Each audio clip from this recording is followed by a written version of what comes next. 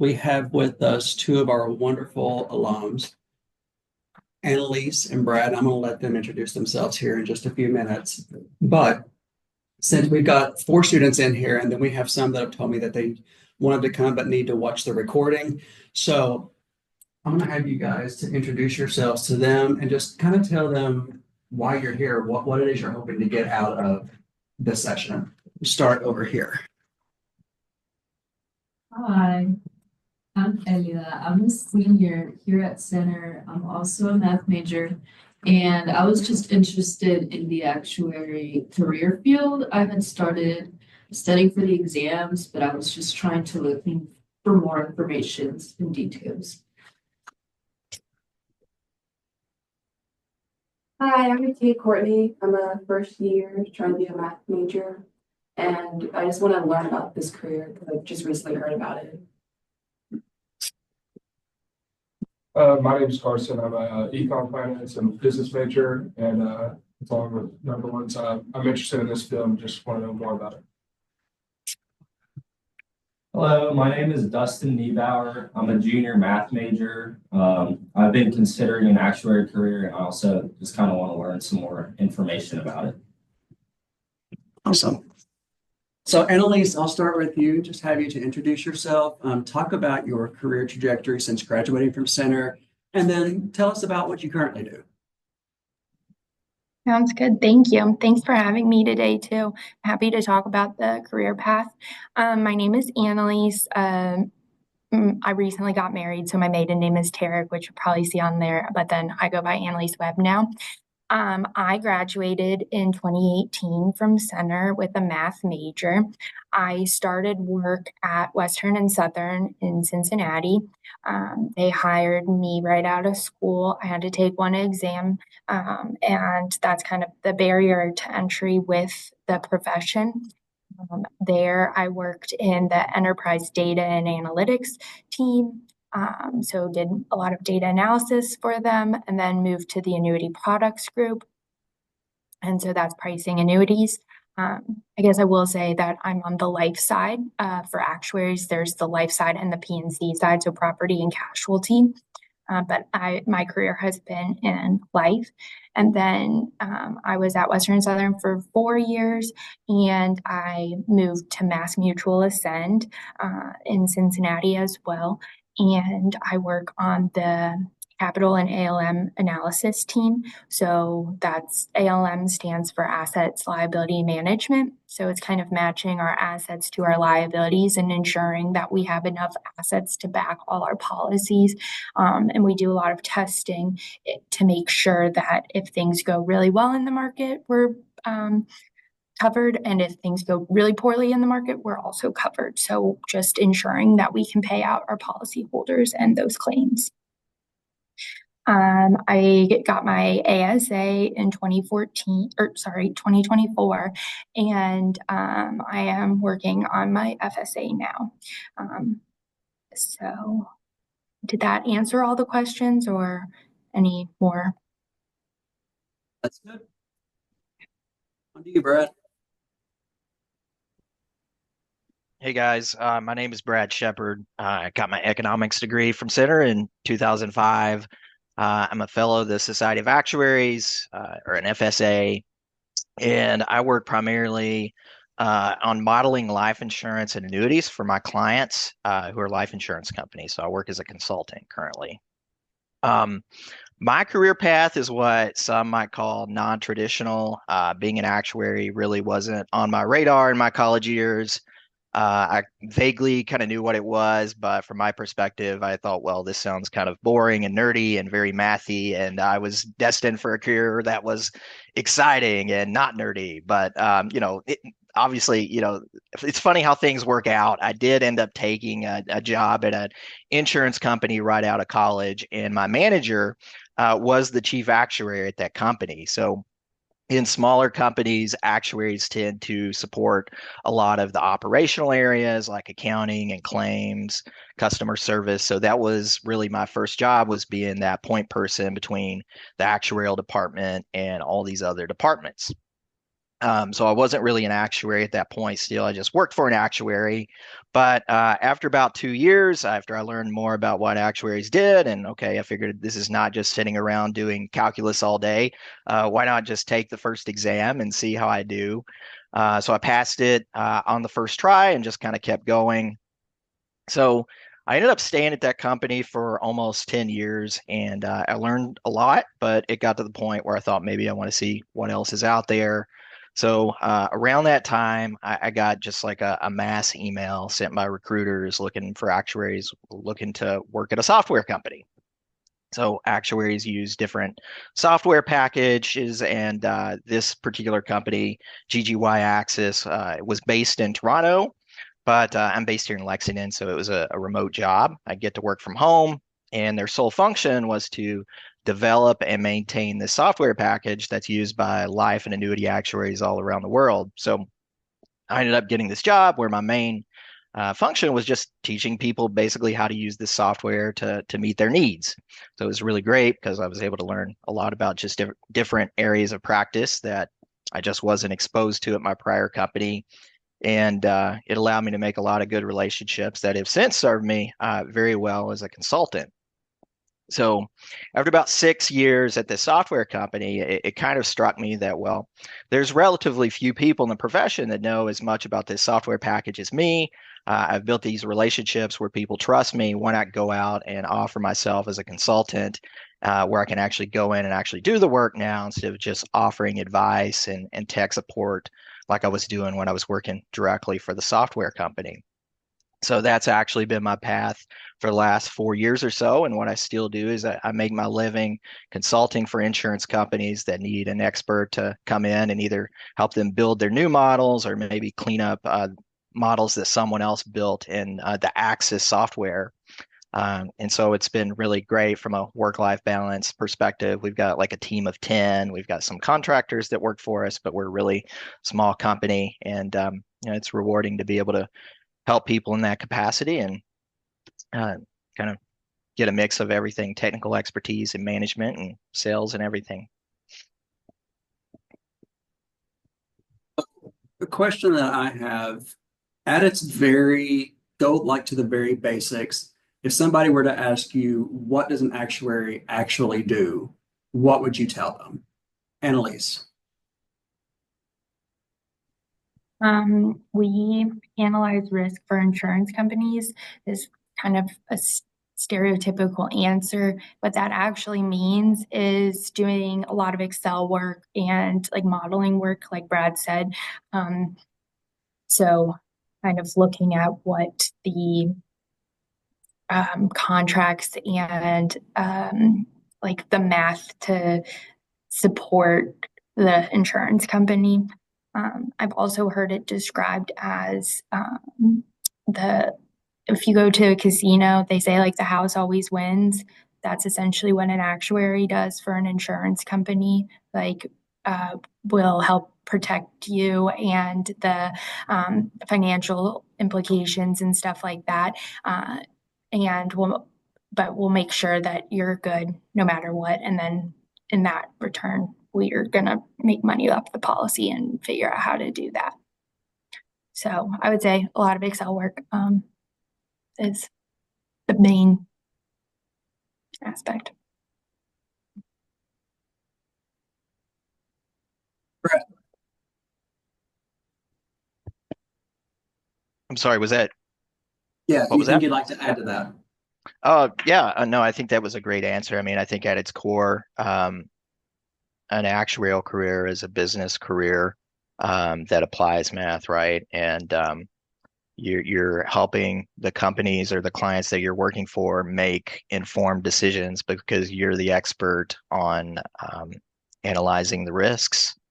And yeah, I guess I'll also add that actuaries are professionals. We're in a profession, right? And so we have not only an obligation to the companies that we work for, but also to the public to make sure that we're designing policies and doing things that serve the public interest. So when you get into an actuarial career, we have professionalism credits that we have to get every year to make sure that we're upholding the standards of what our profession's intended to be.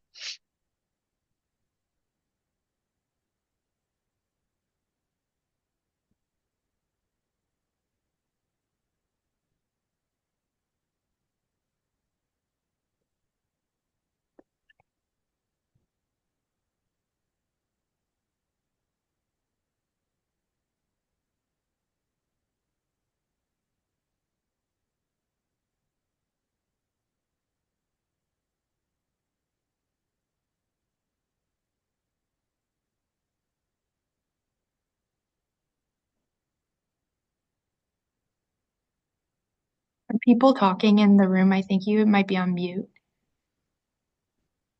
Ask, what does your day-to-day look like? Okay. I guess I can go first. My day-to-day looks like a lot of Excel work.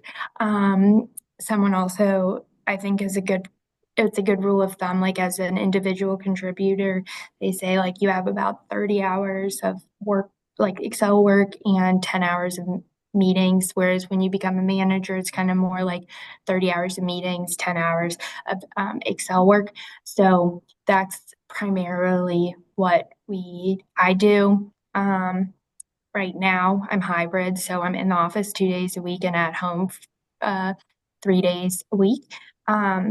The nice thing about the career is most companies give you study time. So there's the exams you have to take to become an actuary. So depending on if you're studying for an exam or not, your day kind of looks a little bit different because you will have study hours during that time. So sometimes it's like 2 hours a day, but mostly we're working on, in this current role, I'm working on more project-based things. So we have a big topic or a big project to tackle. So I'll be working on that slowly over time and getting that up to speed. There are like other actuaries that work on like more reporting. So they have monthly tasks. So their end of month is very consistent, I would say. The last couple of days of the month and beginning of the next month, they are doing the reporting. But I think it's really nice. I feel like it kind of sounds crazy, but not every day is the same. We're doing a bunch of different things, things pop up. You have to investigate more new things. So there's not normally a typical day, but I would say just depends on what you're working on.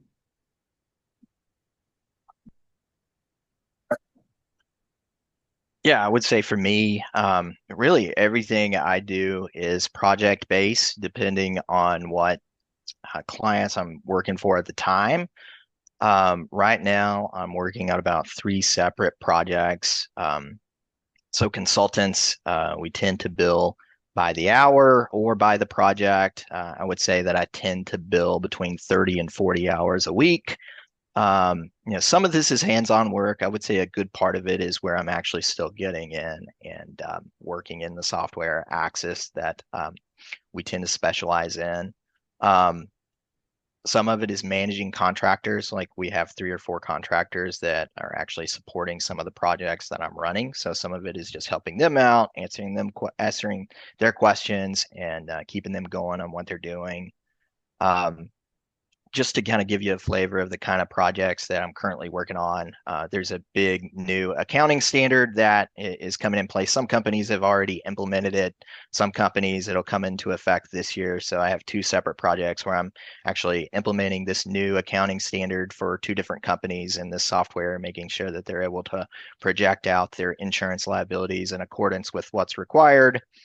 There was a separate project where a company just kind of at the last minute needed a lot of help testing a bunch of changes to their model that they'd put in right before year end. So at the end of the year, companies will report all of their year end assets and their liabilities. It's a big crunch time for people that work in like a valuation area for actuaries. And so they hired us to come in and test those things, and so they can meet all their deadlines.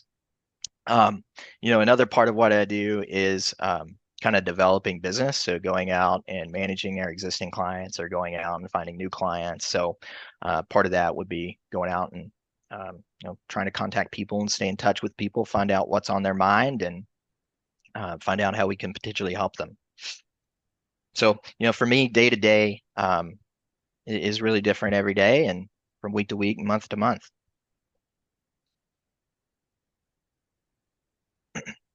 But you guys have been where these students currently are. So what would you say are some of the most vital steps that they could take right now if they're interested in becoming an actuary?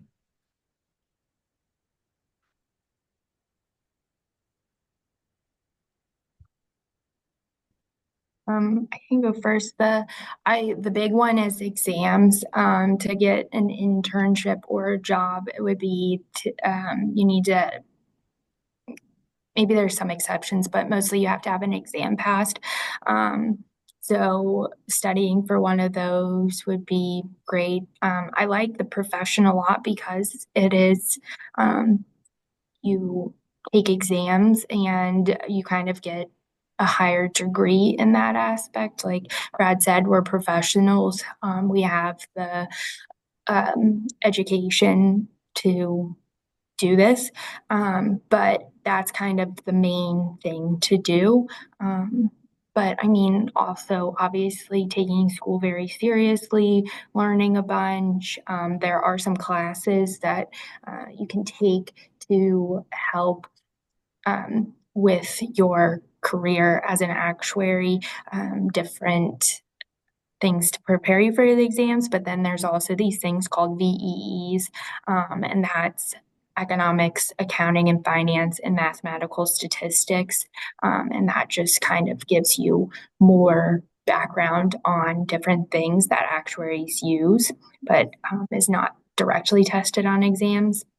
And then I would also say with that, one of the classes I took at Center that I think helped a lot, that I don't think a lot of actuaries talk about, is like a computer programming course. It just helps with kind of learning what sounds silly, but like what an if statement is or what a loop is, because then you kind of use that in your modeling, and it to have that knowledge basis is pretty helpful. But I guess I'd also just add that that I think it's kind of, besides the exam, it's easy to jump into the actuarial profession because I've worked with plenty of people that have career changed, but when I was in your position, I was a senior. It was the end of my senior year, and I did an informational interview at an insurance company. I was like, oh, I like this. This sounds like it could be very interesting, could be a good career for me. And so I took an exam over spring break, and that's how I got into it. So it was a bit of a quick turnaround. It's not like you have to have a master's degree or anything to enter. Our chief actuary at my last company was a psychology major. Like, as long as you can take the exams and pass them and do the work and learn it, their career is open to anyone. The only thing I'd add to that is really work on being well-rounded. Learn how to communicate, whether that's written communications, verbal. Actuaries specialize in very technical topics, and your job is going to involve explaining these very technical topics to a wide variety of audiences, right? If you're talking to other actuaries, you want to be able to get into the details and be able to explain those very accurately.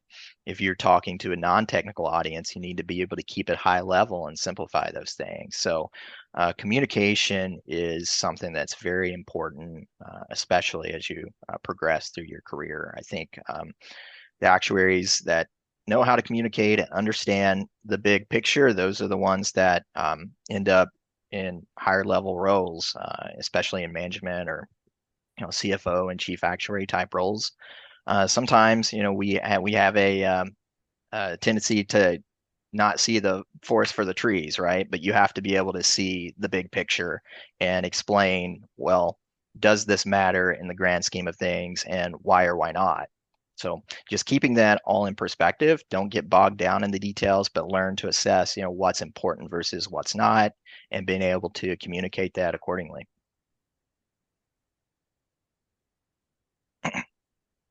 Keep going along with that topic. You're starting to touch on some soft skills that are very important in your career, and then as well as the technical skills. Along with learning Excel, along with being able to communicate, what other skills, technical or soft, would you say are vital for your career? I could start first, and at least you've had to do all the first ones here. I'll do one. Yeah, I mean, I guess just three big things, and it's more just I guess it's related to soft skills, but it's kind of just, I guess, an approach or strategy for your career. I would say always look for opportunities and don't be afraid to take calculated risks. The move I made to the software company and then the move to the consulting world were both kind of transformational opportunities, I guess. And so when you think you see one of those, try to recognize that and jump on it. I guess another important soft skill would be building and maintaining relationships. Don't burn bridges wherever you are. It's a very small profession. Your manager tomorrow could be your potential client 10 years from now, right? So a good example is the first company I work for. I'm actually going to start a consulting engagement with them later this spring. And really the only reason I got that work is because I kept in good contact with those people there, and, they knew what I could do, and, they hired me to do it.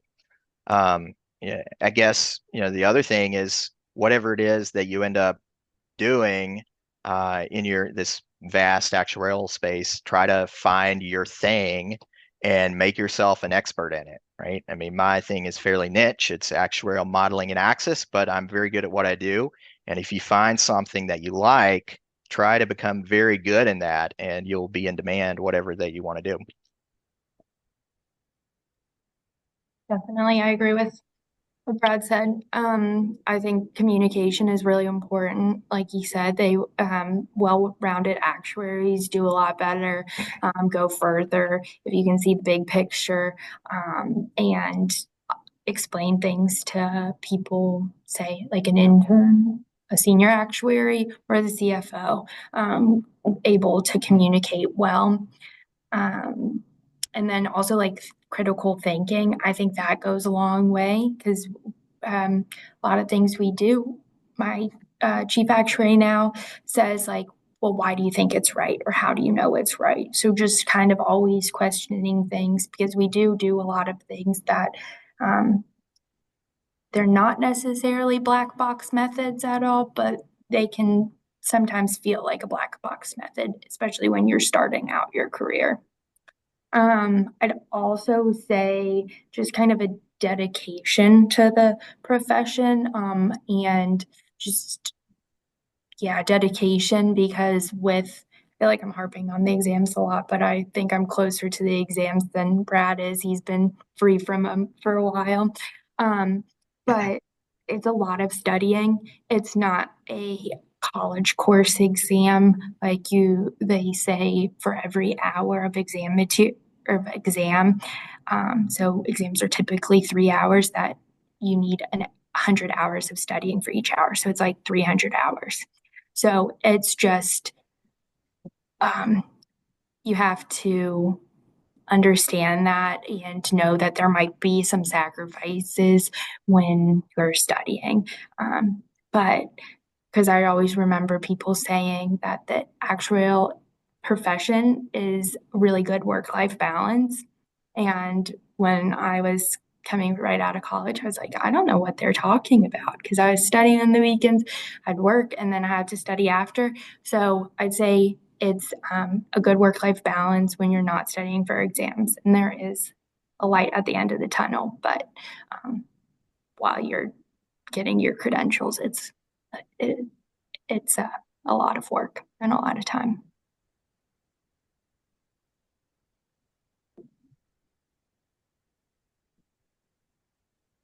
So you mentioned the actuarial exams that you have to take. At what point did you take your first exam, and how far before that, I guess, did you start preparing for it or studying? Yeah, so I took my first exam March of my senior year. I think I probably started studying around maybe December or January before that. But then I also had the probability course at Center that helped me prepare for that. So learning the material. And then there's good study tools like Coaching Actuaries. That's what pretty much everyone uses. They have a lot of great practice problems, and you can also get a student discount. So the summer or spring before I graduated. But I will say, to be a very competitive applicant, recruiting for internships normally starts in August or September. And then so you'd have to have an exam passed by then. But for the initial exams, there's normally offered every other month, I think. So it's easier to do. But I would say about 3 months to study, maybe less, because if you have the coursework. Yeah, I mean, I would suggest that, if you think this is a career then you're interested in, just sign up and take an exam. No one's going to know if you fail it. They're only going to know when you pass. And if you hate doing it, this is probably not the career for you. But if you get through it, and yeah, I mean, nobody really likes it, right? But it's something that you have to realize is a part of it. And so if you get through it and you pass it and you think it's something you do, then that gives you an idea that maybe this is something that you want to pursue. But You mentioned internships. Can you talk to us a little bit about what the recruiting timeline looks like? When are internships available for students in actuarial science? Yeah, so internships recruiting normally opens up and starts around August or September. September, I would say, and maybe goes into October a little bit. There's, I would say, big companies come to schools and do like career fairs and everything, but that doesn't mean that like center students can't compete with that at all. I think it's really more about who you know and stuff, and getting those connections. That's how I got my job. But yeah, it's definitely an early recruiting process, and I would say a lot of interns get hired from their internship generally. Maybe that's not always the case, but an internship does look really good on your resume. But again, if you don't have an internship, that's totally okay. I didn't have an internship and I still got hired. So it'll be okay. It'll be good. yeah, I would suggest just reach out to people. Don't be afraid to reach out to people, especially center grads. Maybe people that maybe you don't know anyone, you don't have a first degree connection with someone, but maybe you know someone who knows someone. So always feel free to reach out to them. I know I always welcome the opportunity to talk to people about the career. I work in a very small shop. We actually don't hire interns. We pretty much just hire fully credentialed actuaries, but I know people, right, at other companies, and I've sometimes been able to put folks in contact with people that are offering internships. So it's just a good way to make connections. So definitely don't be afraid to reach out to people and ask for help. I think in general, actuaries are interested in promoting their profession.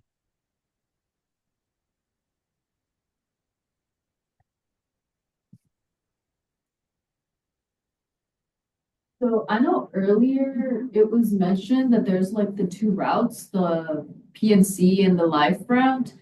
Like what are the major differences between both? And is there any like downsides to any of them? And then the other question would be like advice for the non-behavioral questions for interviews and just like how to be better prepared for them. I mean, from my perspective, the difference between life and PNC, and I would also group kind of health into the PNC category. I mean, it's traditionally kind of grouped with life, but you can think of it as like long-term risks and short-term risks, I think, where life insurance and annuities are much more long tail liabilities, right? You have to plan out to pay out claim payments many years into the future. So finance is much more important to that aspect of it. Annalise mentioned assets or ALM, you have to be able to manage your assets in such a way to be able to pay out those future claims. So I think life insurance and annuities is much more finance based. Health and P&C is much more short duration, short term, and I would say more focused on statistical methods, right? Uh, as opposed to some of the more long tail insurance, which statistics is important, but it's also about kind of time value of money and future probabilities and that sort of thing.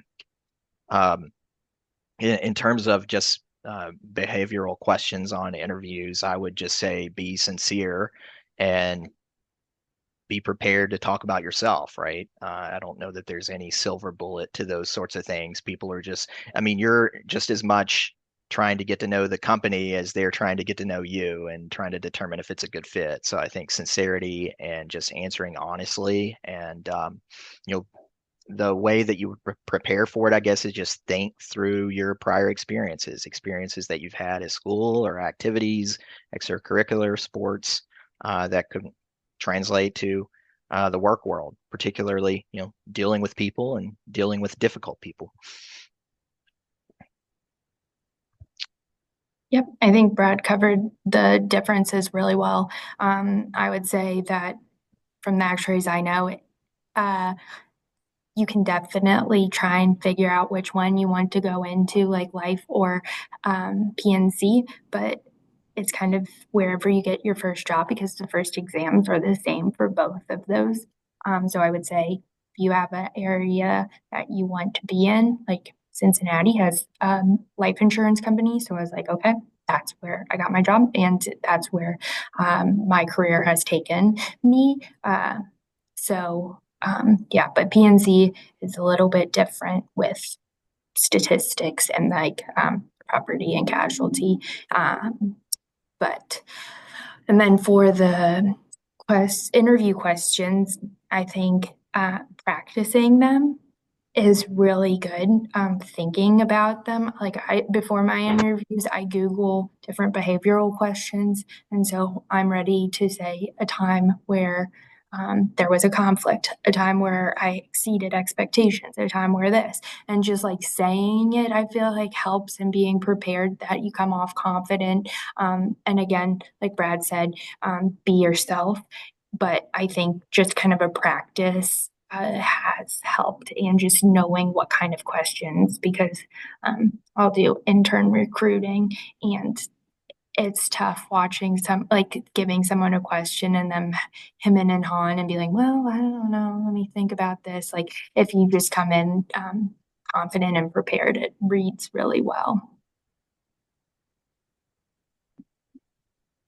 Yeah, I don't know what you think about Annalise, but I guess if someone just doesn't know an answer to a question, I would think it would be best to just say as much and move on as opposed to just trying to fake your way through it. But I don't know. Yes, Any definitely. thoughts there? Yeah. Yep. And I would say also, it's like a little gamey, but you can have your different examples that you want that show like what a good worker you are or how you deal with people and stuff. And you can always kind of tweak things to make it work with it. Maybe it's not exactly a time where you failed, but you can say, well, this was a growth opportunity and this is an example of that and stuff. So, but yeah, definitely honesty, transparency, and being yourself.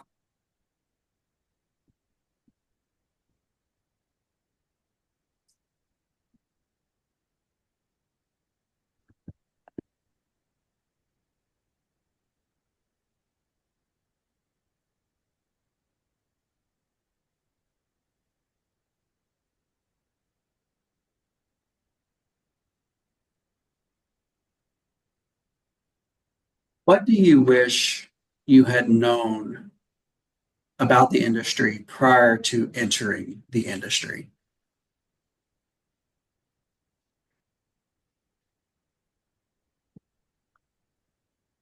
Was there anything that was particularly surprising? That's a great question. I might have to think about it a second. Mm-hmm.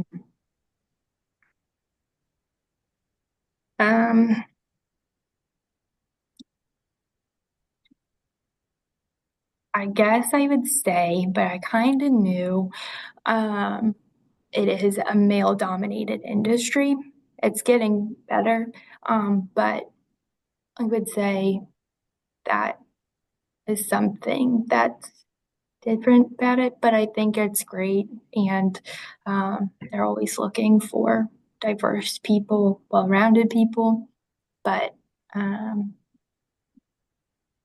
yeah, it's more male dominated.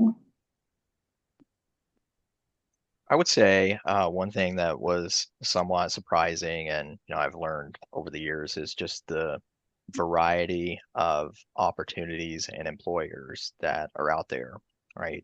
It's not necessarily just insurance companies where you're working 9 to 5, 40 hours a week. There's plenty of that out there, and if that's what you like, um, then there's plenty of those jobs. But working for a software developer was definitely a transformative period in my career. They don't just hire coders, right? They need actuaries to actually translate the business requirements into these software packages. Um, you can work for regulators if that's your sort of thing. If you have, I guess, an interest in law and regulation, that sort of thing, there's opportunities there to work for either state insurance departments or the NAIC, which is kind of the overarching um, regulatory body in the US. And then there's consulting, right? I mean, with consulting, it's much more entrepreneurial. Um, there are huge insurance companies. I mean, the big four accounting firms, they all hire actuaries either from audit or advisory. There's mid-size companies that specialize in one or more areas, and there's a lot of independent individual consulting actuaries that are just working on their own. So just, I guess the fact that there's a lot of different ways to excel in the actuarial career and you don't have to be just pigeonholed into one area would be something that I probably did not realize at the college stage of my career and even just a few years into it. Yeah, I thought of something else. This is kind of like silly, but I remember my first job, I was doing an experience study. So it looks at like the deaths that had happened over time. And I don't think I realized how much money we were working with. I gave my answer back to my boss and I was off by $1 million and I was beside myself. And he was like, "Oh, $1 million, that's nothing. Like, that's pennies on the dollar. Like, you nailed it. Like, this is the answer." So I was just like, wow, okay. So, like right now, we're reporting stuff and we got billions in assets and liabilities. So it was just kind of wild to shift to millions and billions instead of math numbers of smaller numbers.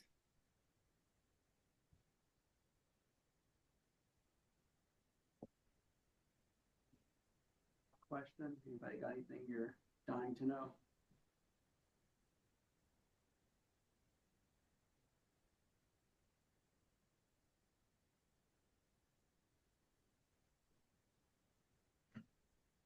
Like, is there any like tips or tricks you would say when studying for the exams?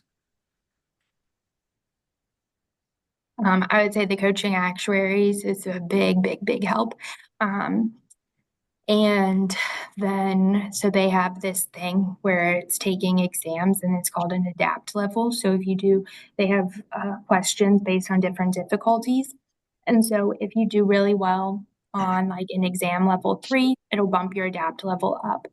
So it's like definitely practice, practice, practice. At least what I've found. Some people can literally just look at the material and understand and take the exam, but I definitely need practice. And there is formulas or the SOA. I guess I should also say all this is done through the SOA, the Society of Actuaries. And there's definitely types of questions they ask you. So once you kind of get that down, but it's also just kind of figuring out your best study habits, whether that be studying in the morning, studying at night, but just, yeah, studying and coaching actuaries has been a real game changer. I would say one thing that always helped me was just trying my best to simulate the real thing, right? I mean, if you're just doing three problems and you go off and you do something else, then okay, that's great. You're getting some work in, but it's not like the stress of a real exam. So I would say as you get closer to the test, try to simulate like a full test, right? Where you're doing like a full exam or a portion of exam where you're dealing with the same time crunch. All right, you got to answer a question every 5 minutes or something to stay on pace with it and just get comfortable with that. Trying to think of, okay, this is what I need to do to be successful on exam day. And, it's just like playing a sport or anything else, right? You try to train under game-like conditions when you're doing that, but when you're taking an exam, try to train yourself under exam-like conditions as well. Thanks, Brad. We thank you guys so very much for giving us your time. Would it be okay if the students got your contact information if they wanted to reach out? Yeah, Great. of course, I'm Yeah. happy to talk with anyone. So thank you guys so much. Have a great day. Thank you, you Take too. care.